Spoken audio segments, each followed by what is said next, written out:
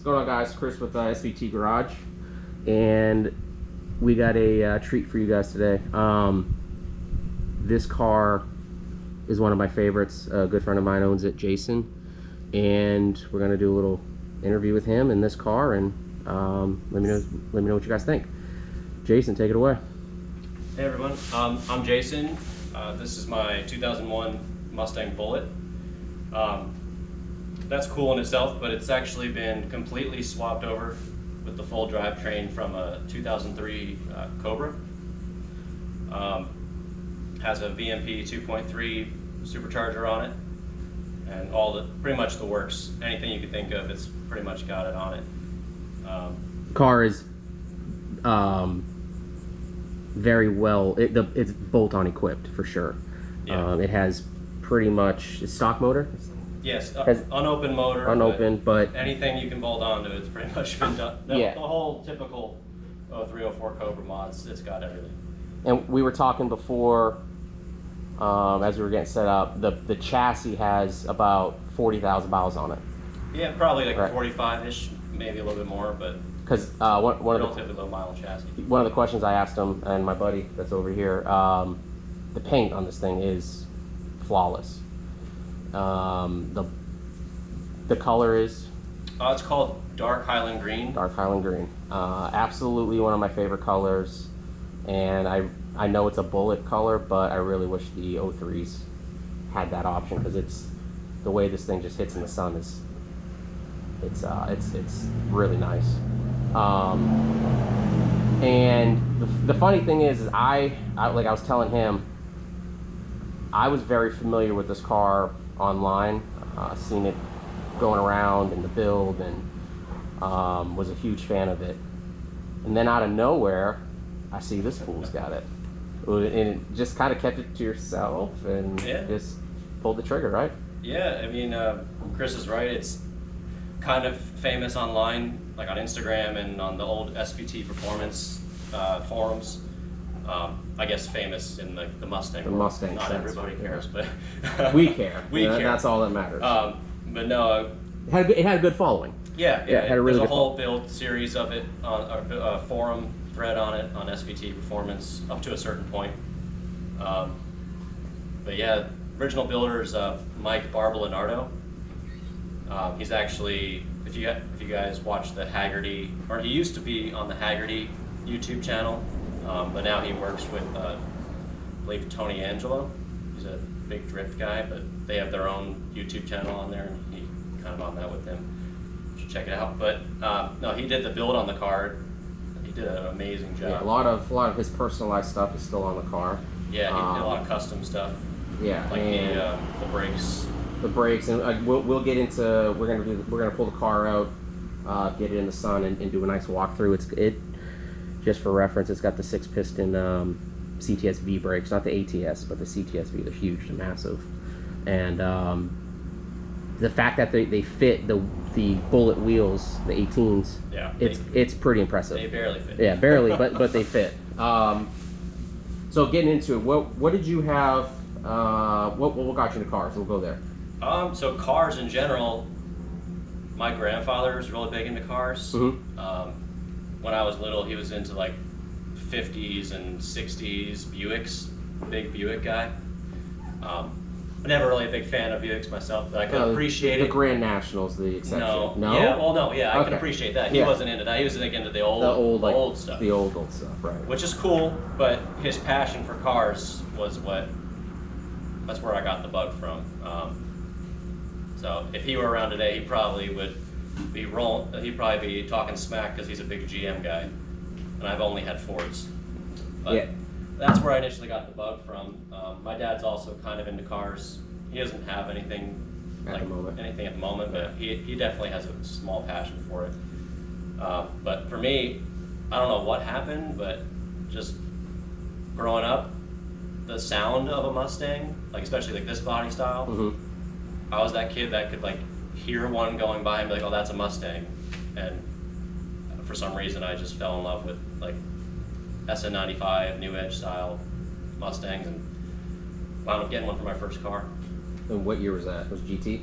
No. My parents wouldn't let me have a V8 or a stick shift. Oh, they did that to you. Okay. So I had an automatic V6 99 Mustang. All right. Well, you've definitely upgraded.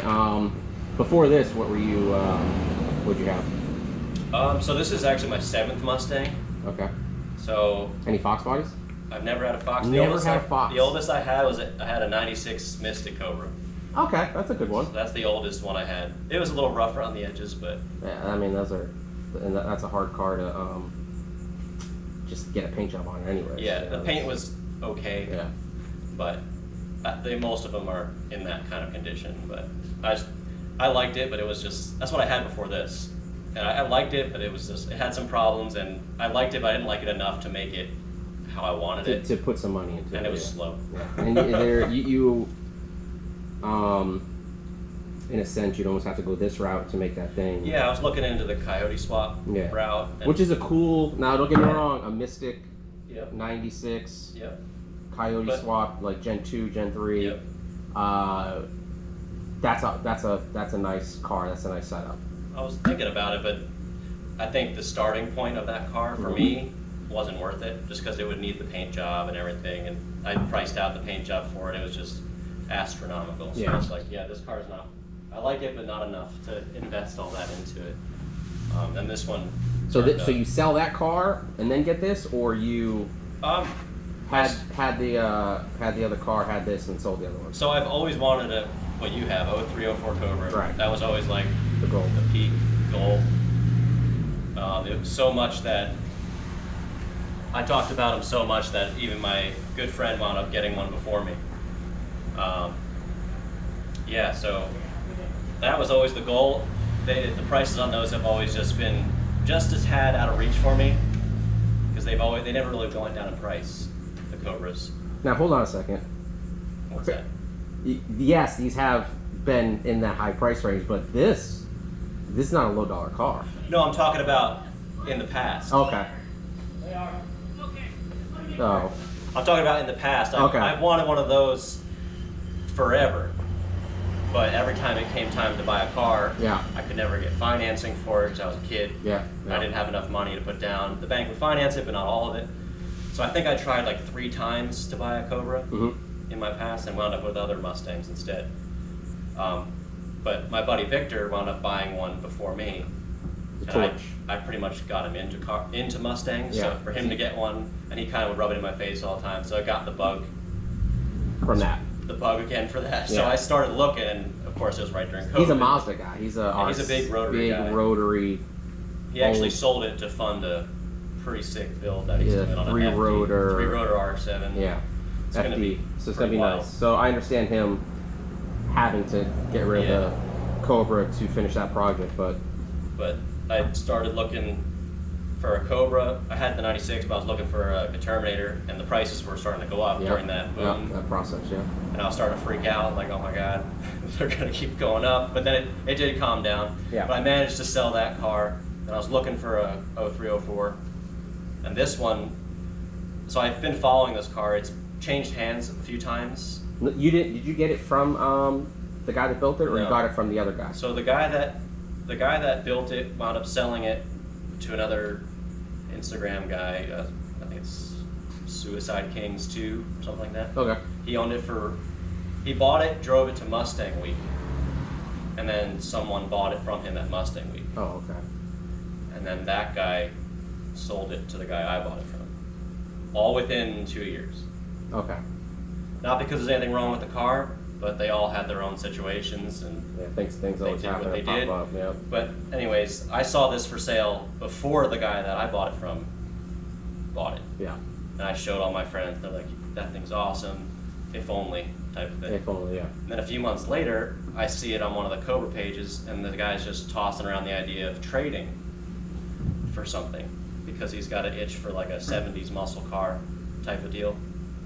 I messaged him right away. I was like, look, I don't have anything to trade you, but I could probably buy it from you if you give me a price. I could trade you cash. Yeah, I'll trade you money. Yeah. So I didn't think he was going to be serious on it, and we wound up working a deal. I flew over to Virginia, picked me up, and I drove it all the way home. From Virginia to Florida. Just for reference, we are in the Clearwater area, so basically right in the middle of the state. Yeah, about 12, 13 hours. East side, and so no issues with the car coming back. Drove great.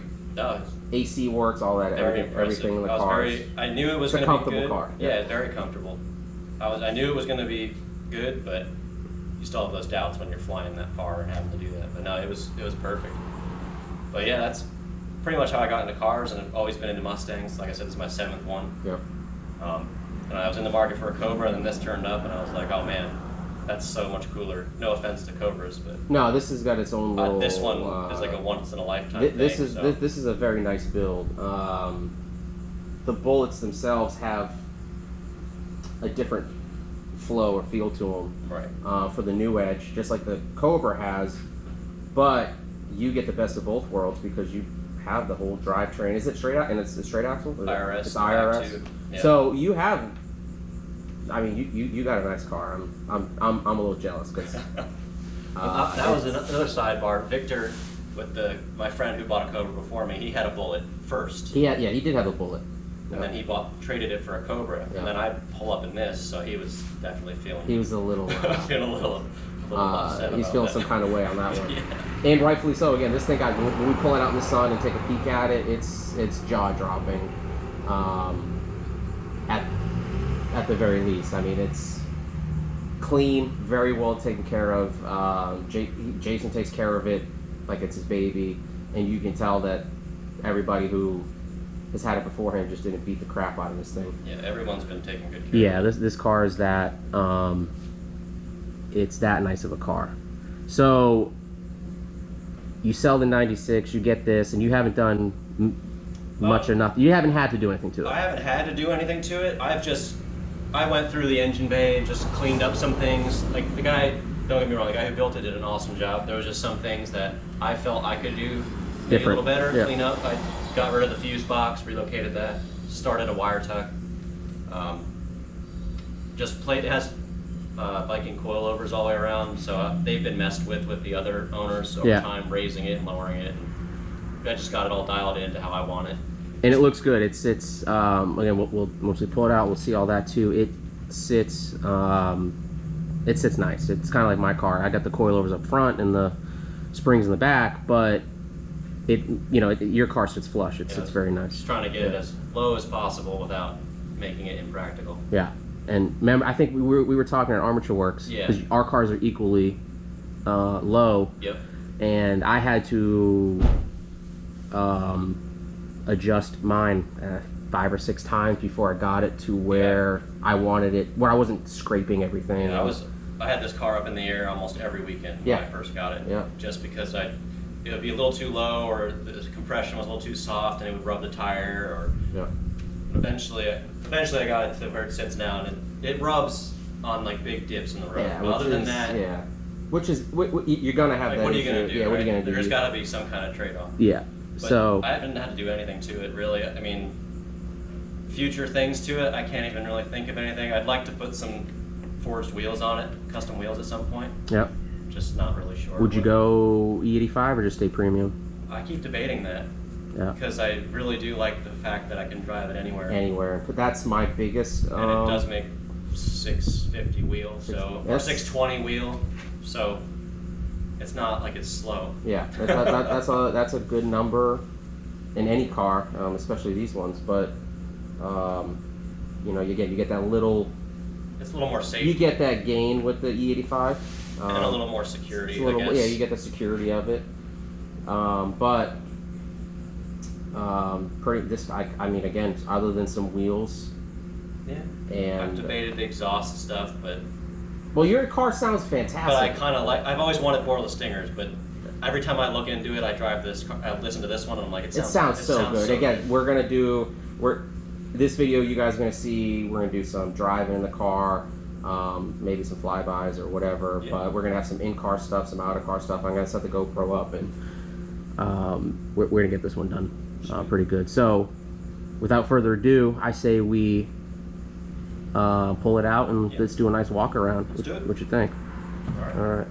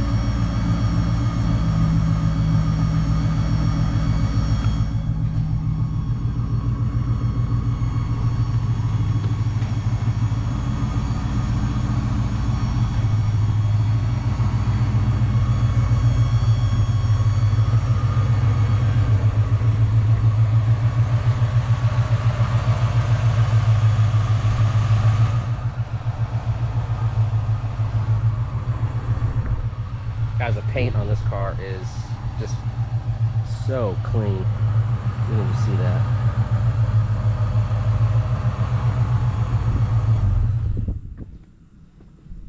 I'm gonna pop the hood and check out the brakes. Again, I've seen a couple cars with the 6 pistons, and I kind of like that he left the V logo on there. Right. To be honest with you, it's kind of funny in a way. It is. Yeah. So, and the Bullitt brakes were red like that. Yeah. With a white horse. Yeah, that's so true. It kind of sort of fits with the thing. It still fits with the car. But you guys, this car is just, look at just the color of this thing. So you got the amber fronts, you got the amber in the rears. The controversial taillight. The controversial 99 to 01 Cobra taillights that are extremely overpriced. Yes, they are. But it looks great on the green. Yeah, I did a video the other day. I saw your video. You're talking about it looks good on some colors. And then here, this one, I didn't even. This color looks amazing. This color looks it's stupid how nice it looks on there. It just fits. So like, and I think in my video I was like, hey, I think I'm gonna go back to the ambers in the front. Yeah. And look at that. That's why. It's just the front and the back. It looks so good. You the 2.3? Yeah, the Gen 2 2.3 liter. Gen 2 2.3 6. What would you say the tire was? I had a dyno to 621. 6, yeah. And like 605 torque. Yeah, that's a lot on these cars, you know. It is. That's good for any car. I mean, you see how these 500 horse Coyote cars are doing, and they scream. Oh yeah. No complaints. I know it could have more, but yeah, you can always have more, but honestly, more. Oh, here, I'll look. Yeah. It's honestly more than enough. Yeah. The tires can't handle much more. So there's some things that this car has that again, like I said, I wish the Cobras had. For one, these sills, are these factory or no? Yeah. So the factories are the sills are factory.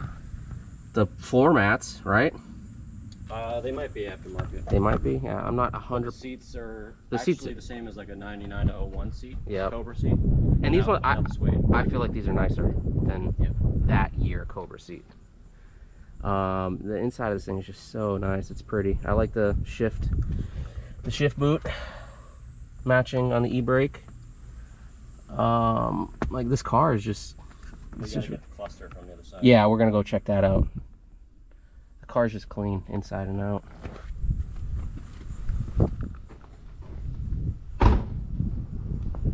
And you said the exhaust is the It's the Cook's long tube headers with Yep. their 3-inch X pipe, and then magnaflow, the street cat back. Okay. the quiet one, even though it's not. But it sounds amazing. All right, so here's the gauges in this car. The guy that built it, this was all him, right?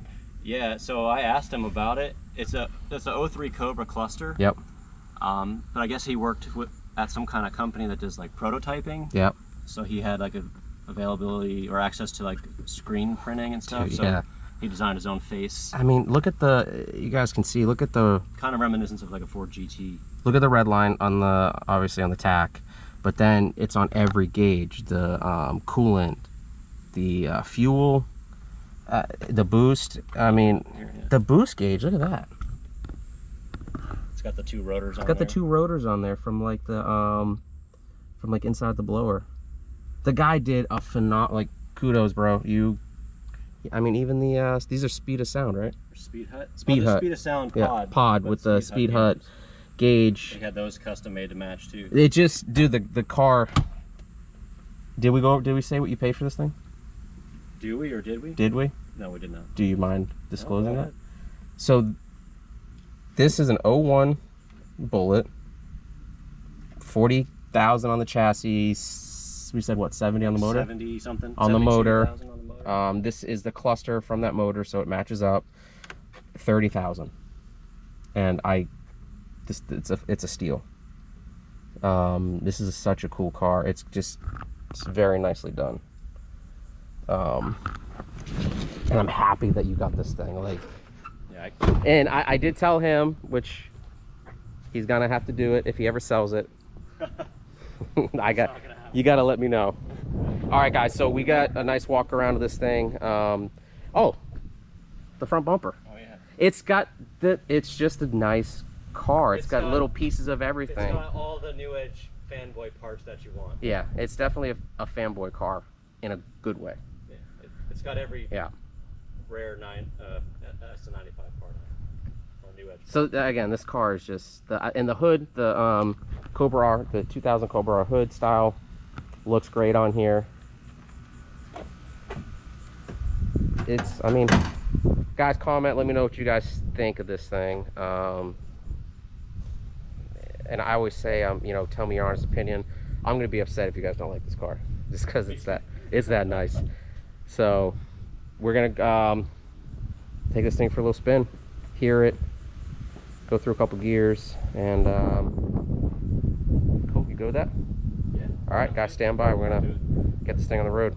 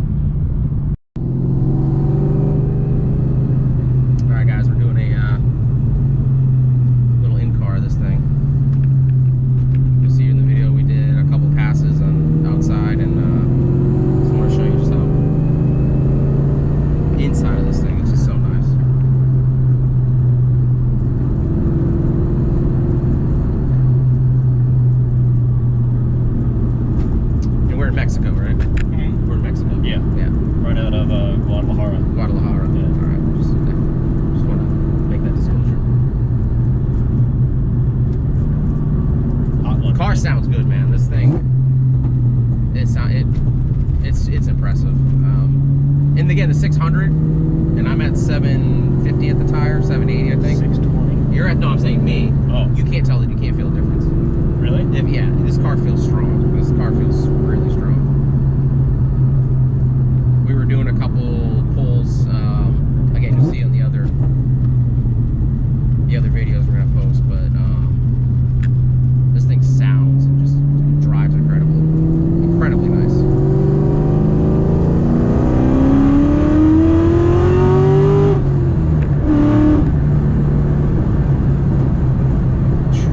Yeah, that's nice. I personally don't. Your car, I know you said you were thinking about changing the exhaust, but No, I keep going back and forth. this thing sounds. I can't get myself to do it. It's I think if you have the long tubes, the ARH or the Cooks with any exhaust, the car's gonna sound great. This thing just sounds phenomenal. Yeah, I honestly don't think I will do it. Yeah, I don't think you need to. And again, your car. It always crosses my mind though, but it does sound great. Yeah. And it's pretty loud when you're on it, on the outside anyway. Yeah.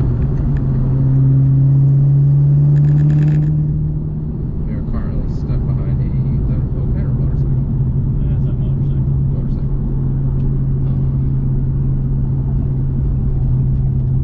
Yeah, this thing is just so nice. You got yourself a nice car, man. You really do.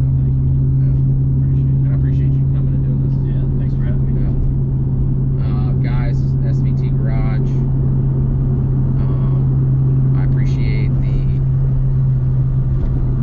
everybody commenting, following, subscribing, just being a part of the channel. Thank you. And I'm gonna get to some. I have some ideas and some plans of getting to other cars.